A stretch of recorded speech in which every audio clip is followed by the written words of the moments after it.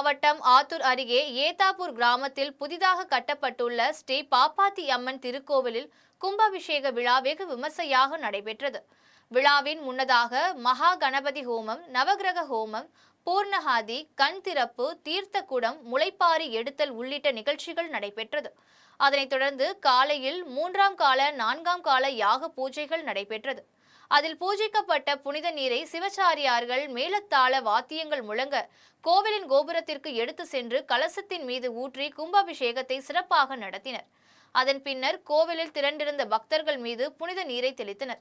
அதனைத் தொடர்ந்து அருள்மிகு ஸ்ரீ பாப்பாத்தி அம்மனுக்கு புனித நீர் ஊற்றப்பட்டது. வண்ண மலர்களால் அலங்கரிக்கப்பட்டு மகா தீபாராதனை நடைபெற்றது. விழாவில் ஏராளமான பக்தர்கள் கலந்து கொண்டு பாப்பாத்தி அம்மனை வழிபட்டனர்.